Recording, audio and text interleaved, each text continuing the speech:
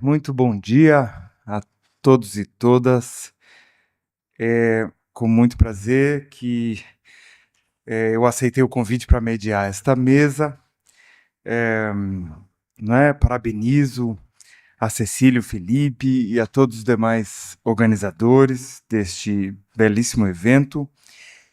E, sem mais delongas, eu convido a todos a ouvir a palestra do professor Fernando Oliveira Paulino, aqui da Faculdade de Comunicação da UNB, e ele vai falar sobre o tema Liberdade Científica, Comunicação, Democracia e Inteligência Artificial.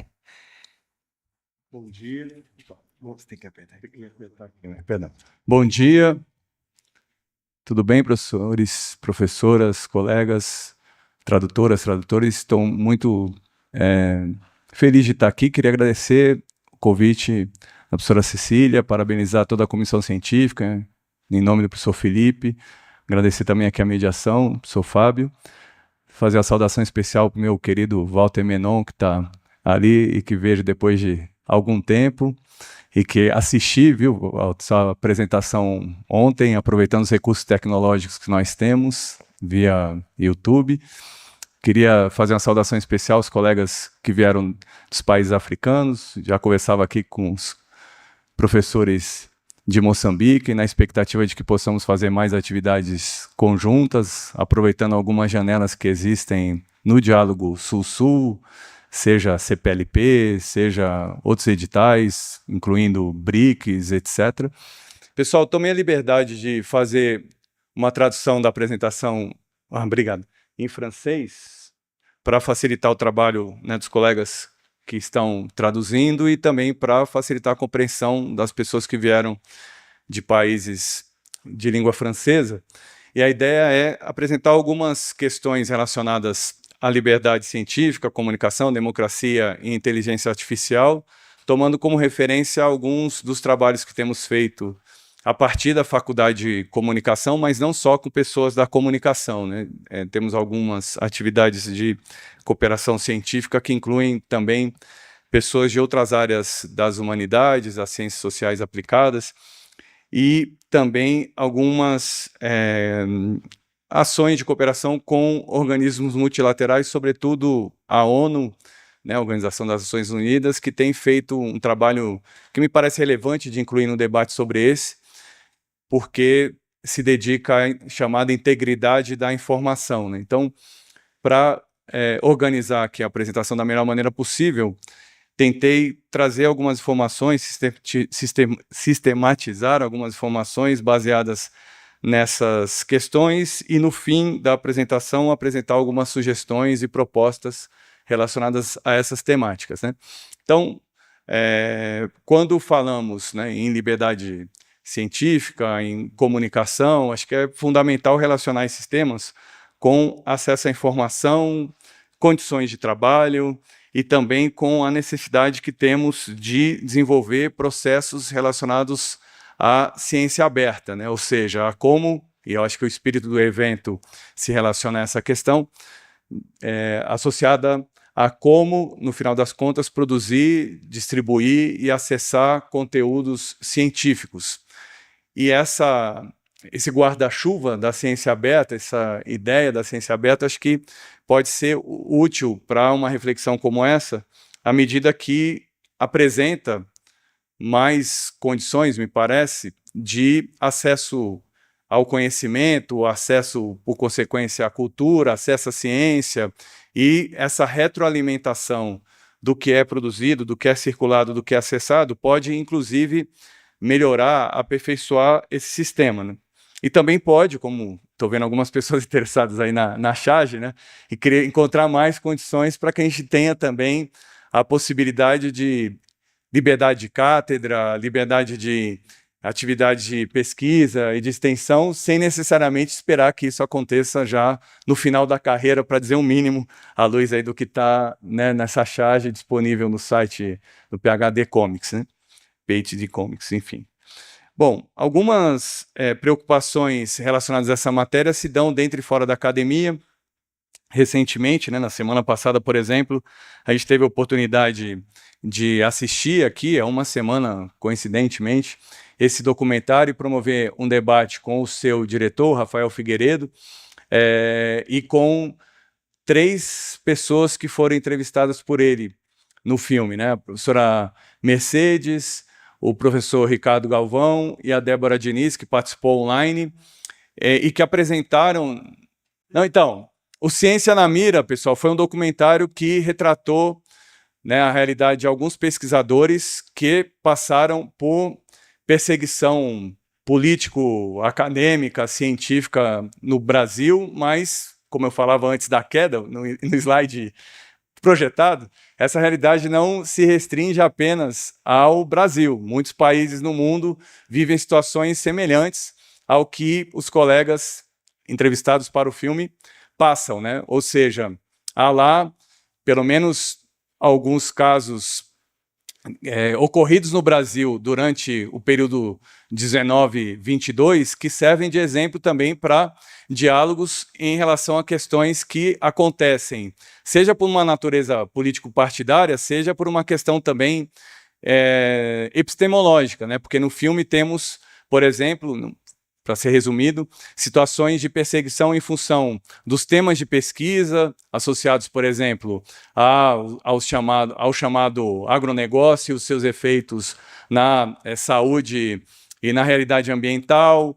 Temos também, né, situações que envolvem questões conectadas à bioética e a restrições e perseguições por conta de, né, no caso, a professora Débora Diniz, aqui da nossa universidade, se dedicar a temas associados e conectados ao aborto, à saúde das mulheres. Então, recomendaria fortemente para quem puder depois buscar referências sobre esse filme, Ciência na Mira, porque existe a expectativa dele circular no Brasil a partir da plataforma de streaming curta e também um canal, né, que está presente na nossa TV por assinatura, por um lado, e por outro existe a expectativa de que ele depois tenha uma versão internacional, e a gente pode até verificar, Cecília, com o realizador do filme, com o Rafael, se, né, ele ofereceria essa cortesia, sobretudo para os colegas que vieram da África e que eventualmente tenham ainda mais dificuldade com acesso a essa produção, porque ela pode estimular, inclusive, insisto nesse ponto, que a gente faça outros estudos de caso relacionados a situações semelhantes, dentro e fora, em interpretação biológica. Também se deu, né, numa realidade política nacional e internacional, já que muitas dessas ações foram coordenadas, organizadas a partir de uma rede, né, que incluía pessoas dentro e fora do nosso país. Gente, já de alguma maneira tinha antecipado alguns dos argumentos que estão presentes nos próximos slides e que tratam, né, de demonstrar como a violência contra cientistas tem sido, infelizmente, um fenômeno crescente, que não se dá apenas no plano físico, também se dá em escala verbal, com assédios baseados em intimidação, pressão política e institucional, e também, né, claro, agressões, infelizmente, físicas e sexuais, sobretudo no que diz respeito a colegas, né, mulheres, e especialmente, como também, de alguma maneira, eu tinha adiantado, questões que envolvem temas mais sensíveis, que são colocados em xeque, né? Sobretudo, como a gente pode observar aí, pesquisas relacionadas a questões climáticas e saúde pública. Também é importante notar, pessoal, e eu acho que esse é um tema que às vezes fica meio encoberto, que grande parte dessa violência também se dá dentro do plano institucional interno, né? Então, uma recente pesquisa que está disponível nesse texto, né, do The Conversation, traz que algo como 41% dos cientistas que foram entrevistados se diziam intimidados ou assediados durante, né, o período aí dos últimos 5 anos por pessoas das próprias instituições onde trabalham, onde atuam, né? Então, acho que esse é um dado importante, interessante, que merece a nossa reflexão, até porque me parece que muitas vezes, é exemplo, né, como a gente conversava aqui antes das atividades começarem, da situação que envolve realização de eventos científicos, publicação, talvez haja uma espécie de terceirização para o CPF, quando na realidade, para eu falei CPF sem pensar na tradução, perdão, para, né, o documento individual, quando, na verdade, é preciso notar que o que fazemos em termos de ensino, pesquisa, extensão, gestão, também tem, ou majoritariamente teria, uma compreensão institucional, né? Ou deveria assim ter, quando na realidade, como a gente pode observar aí, às vezes até acontece uma situação de desamparo institucional em situações como essa, sem necessariamente os departamentos, as faculdades, os institutos compreenderem a gravidade de certas situações que incluem, né, algumas particularidades, entre elas a relação que se estabelece de diferenças de faixa etária, além, né, do gênero que eu já comentava, e situações, né, que também incluem alguns comportamentos não desejados. Agora, claro, voltando também a algo que a gente falava um pouquinho, introduzia um pouquinho agora há pouco, há também situações de ataques políticos ideológicos que podem ser localizados dentro e fora do período da pandemia. Esse relatório, não sei se vocês conhecem, ele é bem interessante, produzido lá na Suécia, né, demonstrando como, né, a autocratização tinha se transformado em algo viral a partir de então, lá pelo VDEM, né, que foi o Instituto e tal, que tem feito estudo recorrente da situação da produção científica e, sobretudo, as condições políticas ao redor do mundo, com também, pessoal, como consequência de tudo isso, uma situação de repressão que tem gerado a uma, não sei se vocês conhecem esse conceito, uma espécie de cienticídio, aqui fazendo uma tradução para o português, né? Fisicamente falando ou até moralmente expressando, né? Ou seja, de repente a pessoa ou ir às vias de fato, infelizmente, ou também, infelizmente, deixar de produzir determinadas ciências, rever determinados temas em função dos riscos que podem surgir de repressão política, de perseguição ideológica em função de ações de violência epistemológica, né, com a utilização de sistemas de poder para silenciar pesquisas críticas por conta de questões, né, políticas e também por interesses econômicos, né. Tem havido também, eu acho que dentro e fora do Brasil isso é possível de se perceber, situações de pressões institucionais, empresariais em relação a determinadas pesquisas e temas que são desenvolvidos. E há também, trazendo de volta um pouquinho mais, né, de questões ligadas à comunicação, situações que se conectam ao fenômeno da desinformação, né, do que a gente popularmente tem conhecido aí como fake news, um anglicismo utilizado em vários países, incluindo o Brasil, de produção de um ecossistema, digamos, informativo, que não é informativo, né? Porque se baseia na negação e na destruição da confiança pública com o estabelecimento de um sistema, né, um ambiente hostil. Já tinha falado dessa questão de gênero, né, pessoal, que também precisa ser sempre, acho que, colocada em função, né, de várias situações e riscos que temos no ambiente acadêmico e fora dele, e que também se conectam a essas ameaças que podem ser exemplificadas pelo filme que eu comentava e por um outro documentário que talvez seja mais conhecido, até porque tem mais tempo, que é o Corporation, que esse sim acho que está mais fácil de ser acessado online e que traz, né, muitas informações sobre essas questões. Vocês já assistiram o filme? Eu estou vendo vocês fazendo assim, desculpa, vocês conhecem o filme? Não? Alguém já viu o Corporation? Não? Você viu? Você fez viu, curtiu, compartilhou? Até faz tempo, né? Porque é do começo do século, vamos colocar assim, né? Ali, mas já anunciava muito do que acontecia e aconteceu, especialmente em 2008, mas não só naquele momento. Tá. Bom, isso acaba trazendo, pessoal, um efeito silenciador, um efeito dissuasivo, né, que coloca a instituição e os pesquisadores, né, sobretudo acadêmicos, em risco, trazendo também alguns efeitos de ordem psicológica, né? Perdão. Dentre eles, um aumento de ansiedade, depressão, problemas físicos associados ao estresse e alguns riscos também associados a essa excessiva preocupação com a produtividade, né? Então, eu acho que esses temas associados ao produtivismo acadêmico também se conectam à inteligência artificial à medida que essas ferramentas que estão sendo debatidas nesse evento oferecem condições, suportes que podem também acentuar demandas e situações relacionadas ao chamado produtivismo.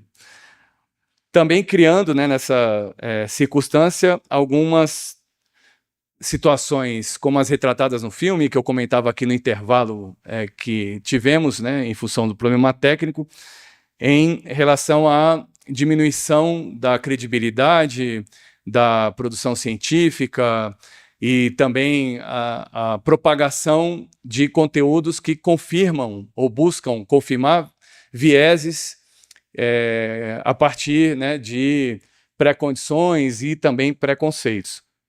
Bom, aí para não parecer que eu estou só fazendo um diagnóstico trágico, né, digamos, da nossa realidade contemporânea, sobretudo em relação à perseguição científica, pessoal, nessa parte da apresentação, eu queria trazer alguns princípios relacionados a esse documento que a ONU fez e que oferece algumas reflexões sobre a chamada integridade da informação, né?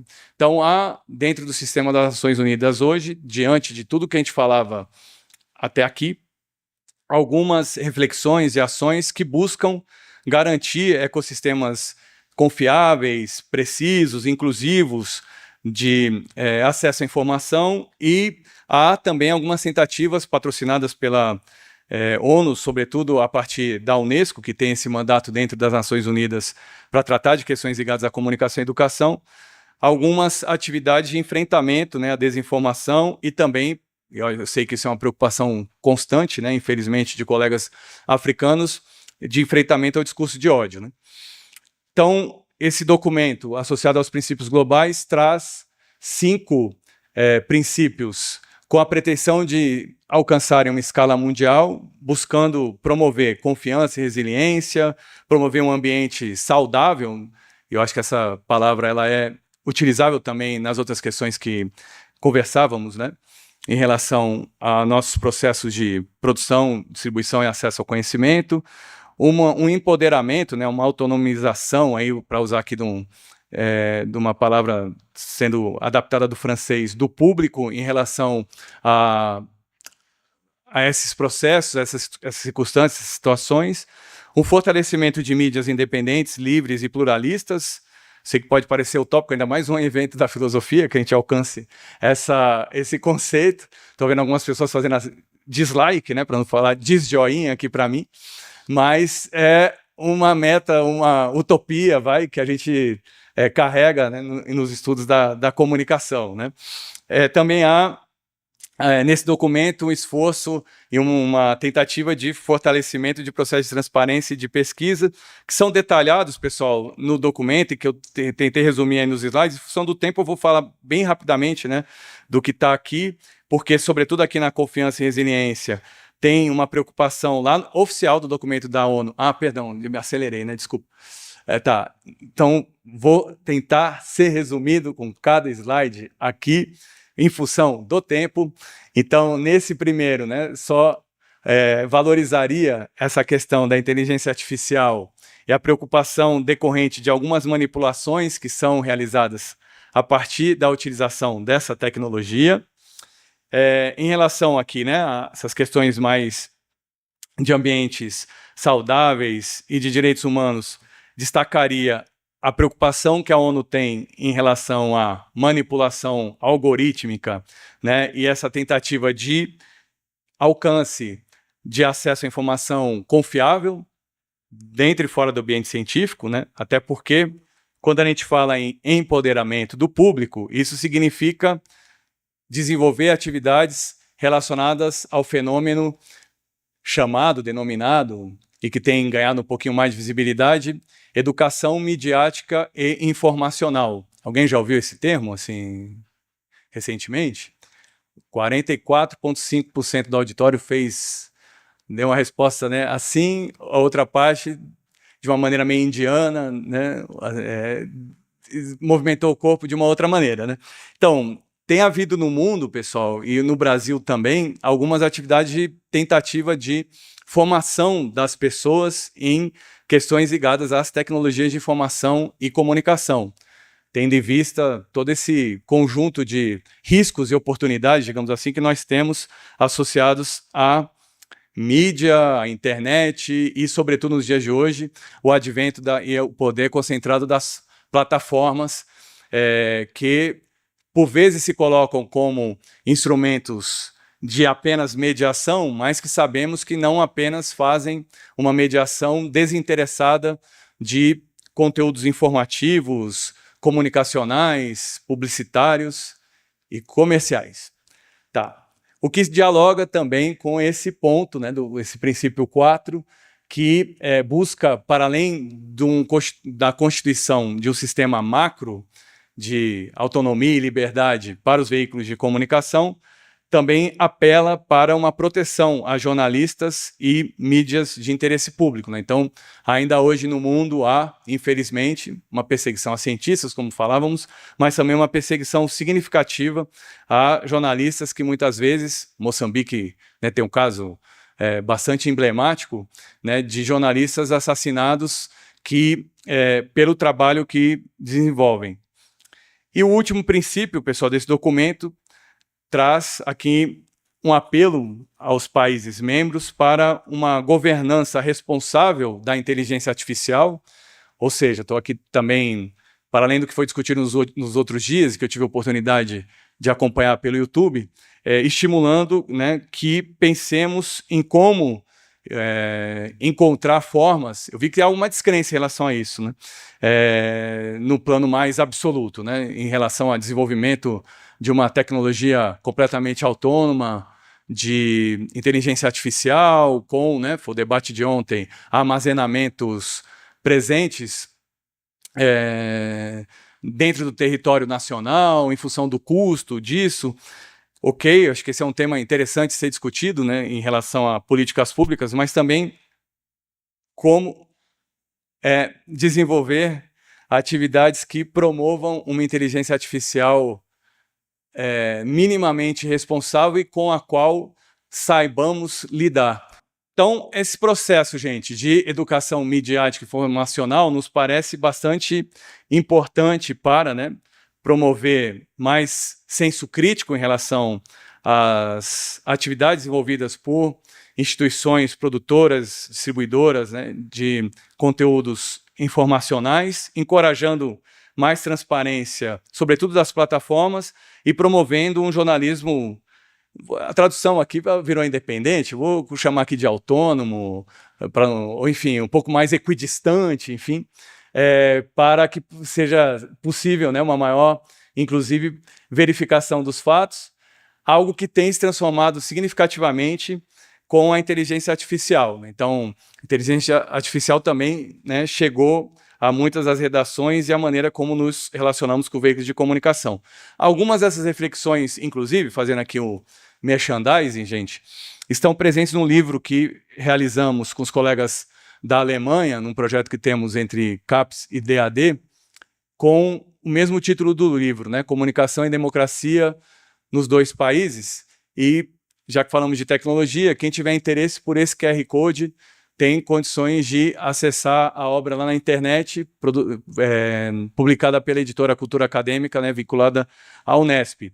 Então, muitas das reflexões que eu desenvolvi até aqui, eu procurei desenvolver até aqui, estão presentes nessa obra organizada, né, pelas pessoas que participaram da coordenação desse projeto.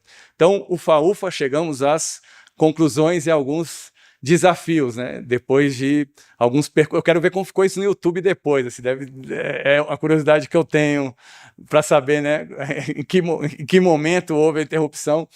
Então, se você estiver acompanhando pelo YouTube e tiver interesse na apresentação, no arquivo da apresentação, coloque o comentário aí que a gente depois, e com o seu e-mail, enfim, depois a gente envia o arquivo aqui projetado, tá? Se houve algum problema na projeção dos slides, sobretudo. Então, gente, acho que é essencial, né, nesse debate, também resgatar alguns princípios que podem parecer utópicos, mas que nos guiam, né? Dentre eles democracia, direitos humanos, credibilidade, confiança, encontrando maneiras, né, de estabelecer uma relação mais ética na utilização, na produção, no uso da inteligência artificial com mais condições de governança das plataformas e compreensão e prevenção, ou pelo menos redução de danos em processo de desinformação. Algumas oportunidades que nós temos passam, né, claro, pela educação, pela cooperação, como esse evento demonstra, e uma participação mais ativa, né, da cidadania em relação a essas questões, com também, né, um papel decisivo das universidades e dos seus entornos em relação a essas questões que têm sido desenvolvidas nesses dias aqui no auditório e que certamente vão estar presentes também durante muito tempo no ambiente acadêmico e fora dele. Então, obrigado, gente. Desculpa aí pelas algumas interrupções e a gente fica em contato para eventuais questões e comentários que vocês tenham. Agradeço ao professor Fernando Oliveira Paulino pela palestra. Então, temos tempo sim para uma rodada de questões. Já estou vendo uma mão levantada ali. Bom dia, me chamo Christian.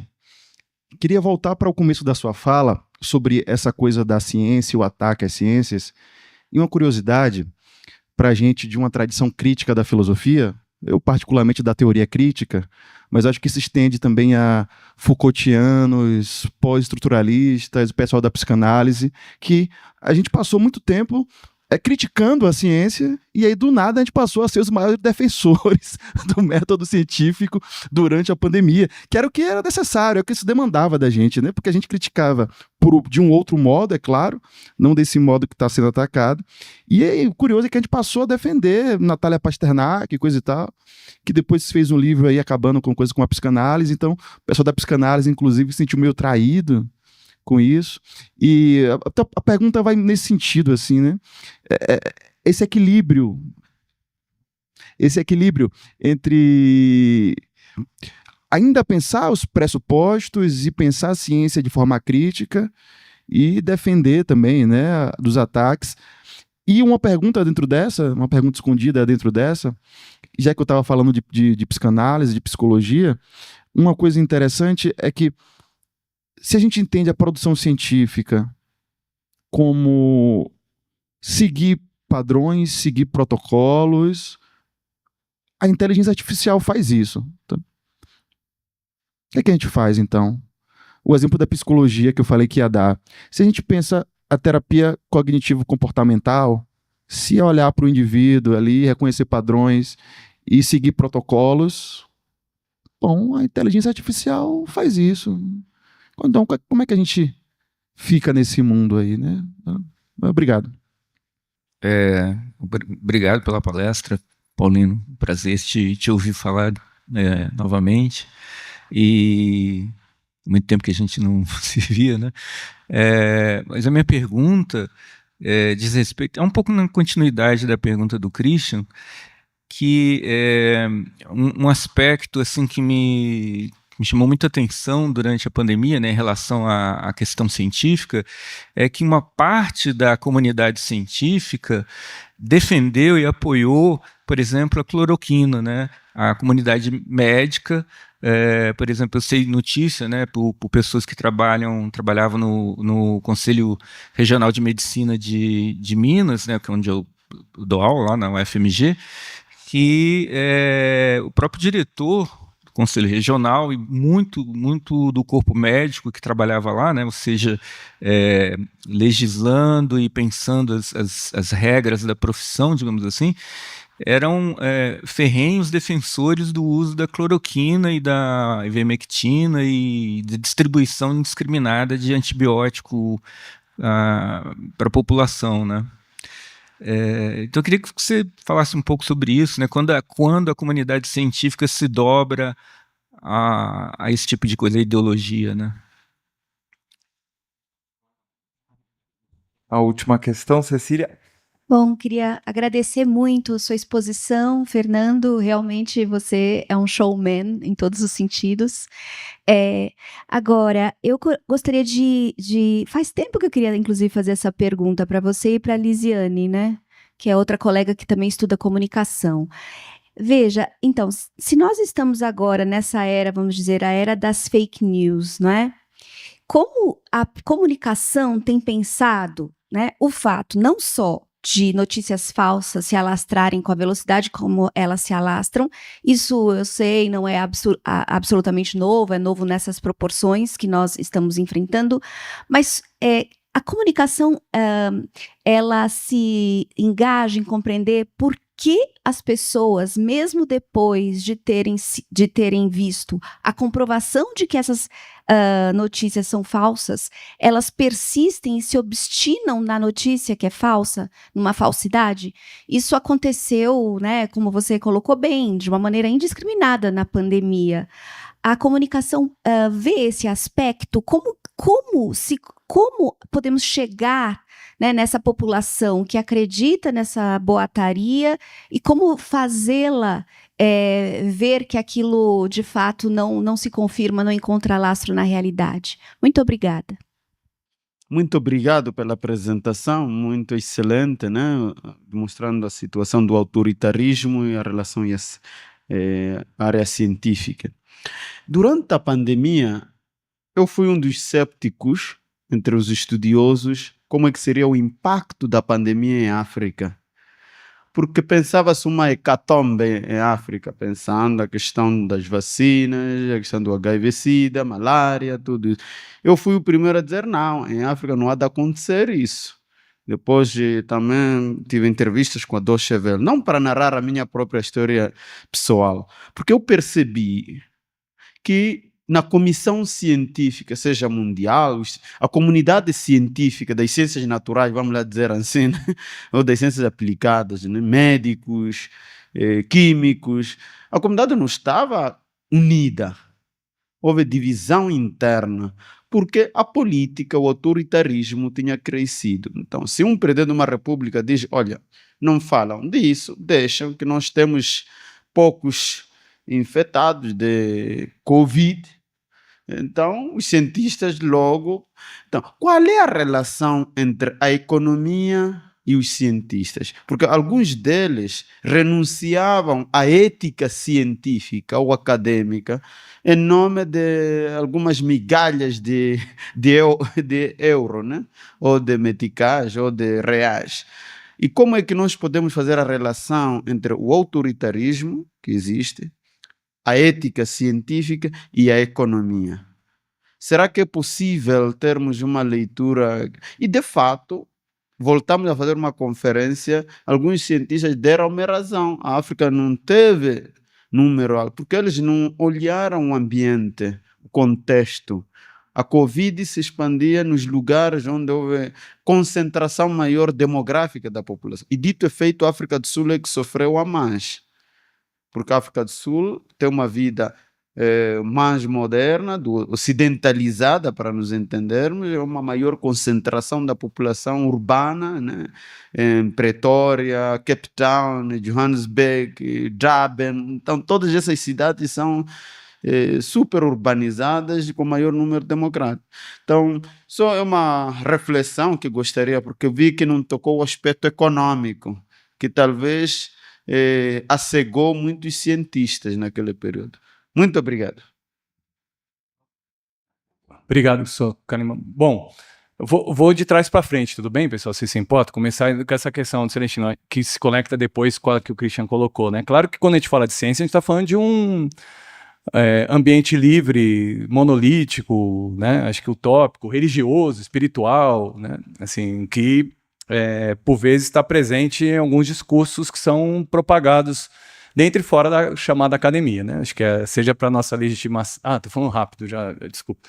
Seja para nossa legitimação, seja para também os processos políticos e econômicos relacionados a conhecimento que é produzido, né? Então, acho que sim, professor Celestino, essa relação entre interesses científicos e interesses políticos e econômicos esteve muito presente na pandemia, até porque havia, seja, né, uma situação de emergência sanitária, seja um interesse significativo dos laboratórios em produzirem o mais rapidamente possível a vacina, para alcançarem mercados demandantes daquela produção.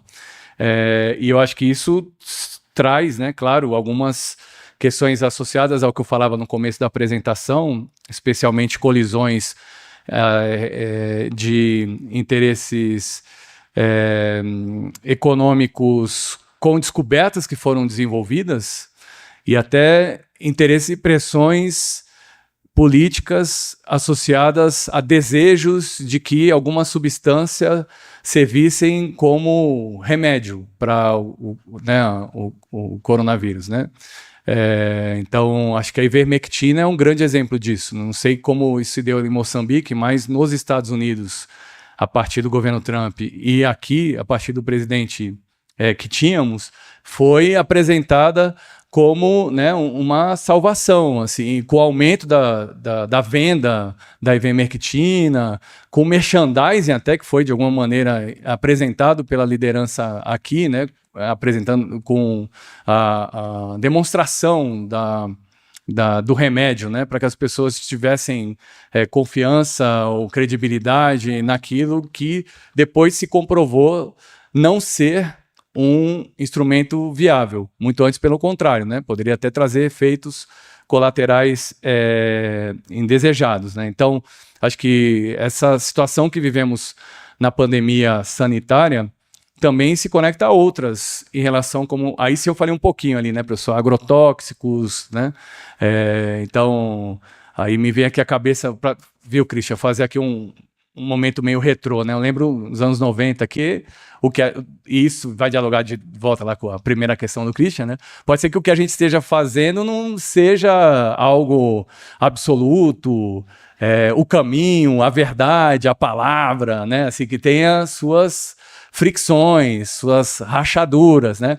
Eu me filio mais, vocês entenderam, até pela maneira como falei de cada uma dessas duas correntes, a essa segunda opção, né? Até porque, e conversava com a professora Mercedes, justamente, Bustamante, nossa colega da biologia, na sexta-feira passada, há alguns estudos que demonstram que as teorias da biologia de inoculação, né, de vírus, bactérias, etc., não se dão de uma maneira aplicável à realidade cognitiva, né? Assim, se dão no plano fisiológico, mas no plano cognitivo, diante das contradições que carregamos, né, dos desejos que temos, fica um pouco mais difícil de essas ações serem eficientes. Então, eu entendo, Cecília, que há possibilidade de, no mínimo, então, reduzir danos a partir desses protocolos de formação e também numa espécie de colocação do jornalismo, da comunicação no divã, né? Aí eu, com isso, tento terminar e dialogar com as provocações que o Christian faz, né? Assim, eu acho que é essencial que a filosofia, a comunicação, a ciência política, enfim, estejamos nesse divã para pensarmos em relação a consequências, em relação a bases, interesses cruzados que existem no que fazemos, né? Para, com isso, encontrarmos padrões e protocolos, Christian, colegas, que sejam mais transparentes, né? Porque também, aí, penúltimo parágrafo, juro, Christian, acho que houve um esforço das ciências humanas, sobretudo no século XX, de se colocarem como ciência até para, no mínimo, conseguirmos financiamento, né? Então, com a filosofia talvez até um pouco menos do que na comunicação, mas em alguns lugares pelo mundo é possível encontrar faculdades de ciências da comunicação, né? Assim, para fazer essa ação afirmativa, né? De que nós também somos ciências, né?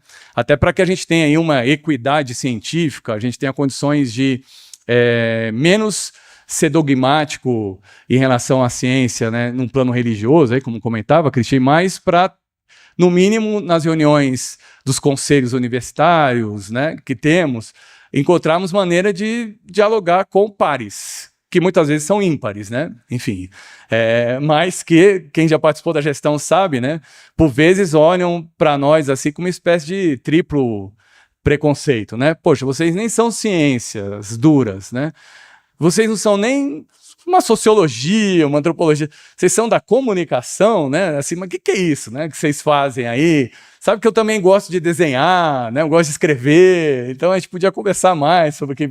Imagina os colegas do IDA, né? Assim, do Instituto de Artes, o que não padecem também em relação a esses preconceitos. Então, Christian, nesse sentido, eu acho que houve um esforço histórico aí dos anos 90, sobretudo nos anos 90, de consolidação, né, do ambiente científico nessa direção, com também, claro, né, muita crítica a esses processos científicos que, concordo contigo, ficaram um pouquinho de lado durante a pandemia, porque, ao fim e ao cabo, naquele momento, era uma esperança que existia, né, uma espécie de tábua de salvação. Agora, eu, no meu lugar de fala aqui, Christian, queria te dizer, em relação à primeira questão que você coloca, que eu pedi ajuda para os universitários, tá?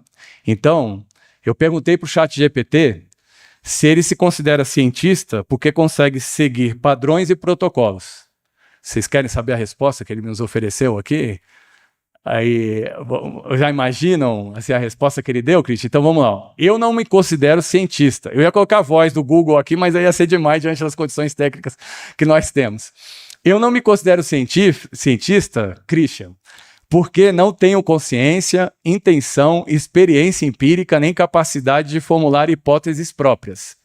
Mas funciono como uma ferramenta científica em vários aspectos. Então vamos lá, Christian. Por que não sou cientista? Não tenho vontade própria, não escolho o que pesquisar, não decido problemas, não tenho curiosidade. Então a autonomia que a gente falava lá desde dos primeiros slides, acho que está aqui também reconhecida pelo ChatGPT. Não observo o mundo diretamente, só trabalho com o que recebo em texto, imagem ou dados enviados por você. Vou colocar vocês, tá? Não faço experimentos, não manipulo variáveis no mundo real. Não produzo conhecimento original, no sentido científico tradicional. Tem muita gente que também não produz conhecimento original, né? Acho que é um desafio que nós temos, mas de qualquer forma isso é assumido, né, Daniel? Não tenho, é a última, juro. Não tenho subjetividade nem arcabouço ético ou político próprio. Mas sigo padrões e protocolos científicos. Fui treinado para detectar padrões em grandes conjuntos de dados, seguir métodos estruturados para análise, organizar ideias logicamente, reproduzir estruturas típicas do pensamento científico, aí vem, Cris, que você falava, problema, hipótese, método, análise, conclusão, auxiliar em tarefas de pesquisa, redação acadêmica e sistematização. Então, o que eu sou? Sou um modelo estatístico de linguagem, ou seja, posso imitar o estilo de um cientista, apoiar processos científicos, acelerar etapas técnicas, mas isso não me torna um cientista. Aí ele pode explicar mais, sabe, Christian? Mas eu parei por aqui porque eu estava anotando as outras perguntas e também porque o tempo está esgotado. Mais uma vez, gente, agradecendo, né, a paciência, né, a compreensão de vocês e pedindo uma salva de palmas para as pessoas envolvidas com a tradução, por favor, que têm auxiliado o nosso trabalho aqui e para quem peço desculpas também se acelerei em alguns momentos. Muito obrigado, professor Fernando. Eu sei que você tem um compromisso, né? Então, com isso a gente pode declarar encerrada essa sessão. Infelizmente, né, poderíamos fazer mais perguntas, mas em vista do tempo, do atraso, etc. Eu te agradeço. Prazer te conhecer, prazer te ouvir.